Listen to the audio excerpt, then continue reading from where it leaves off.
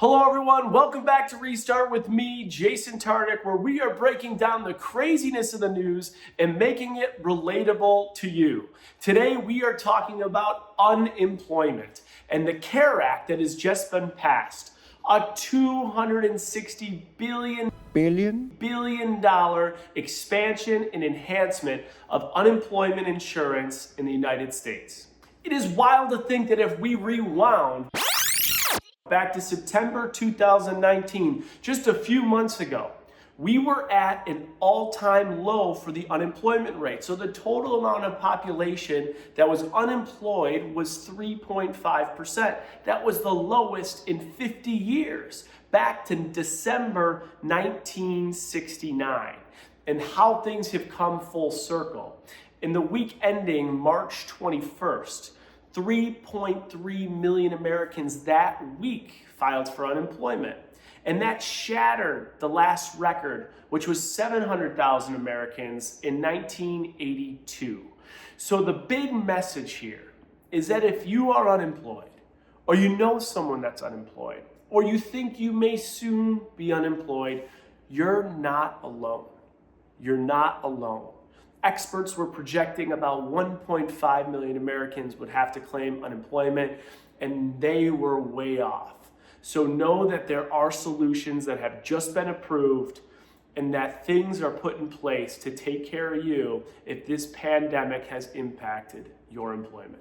So we're going to get into the details of the unemployment benefits, but first I want to take this time to say whether you're employed or unemployed, you should time block a minimum of 30 minutes right now while we're in quarantine to journal or create some ideas, channel your creativity, because in recessions, some of the biggest and best companies have actually been created. So let's just first talk about 2002, 2003.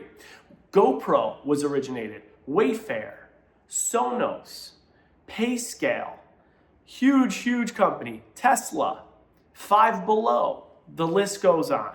Now let's jump to the next recession, 2008, 2009, and talk about some of the monster companies that were created in this time period. Small company called Uber, Venmo, Airbnb, Sirius XM. Really, the list goes on. So I think during this time, if you could just time block a minimum of 15, 30 minutes a day, get the creative juices flowing, get something on paper, and who knows, maybe you could bridge the gap between problems and solutions needed and create the next multi-billion-dollar company. So let's break down the unemployment benefits. First thing to know is that each state operates its own unemployment insurance. So it's a state-by-state program. But in this case, the Fed has got involved. So one of the first benefits they passed is an additional 13 weeks of unemployment benefits. That is on top of what most states have is 26 weeks. So the 13 plus the 26 will create 39 weeks of unemployment benefits. Other than 8 states, there are 8 states that do not currently have 26 weeks of benefits. Those are Arkansas, Alabama, Florida, Idaho, Kansas, Missouri, North Carolina, and South Carolina. So another benefit is they are going to add $600 of benefit on a weekly basis. Now, typically, unemployment benefits are paid at about a rate of 1/2 of a worker's prior weekly pay. So they're going to add $600 to that. Now, if you look at the average amount across all sectors that individuals make in the country, it's about $1,200 per week. So assuming that you already received half of that weekly benefit, which is $600, you will now receive $600 on top, being $1,200, which should be full wage replacement.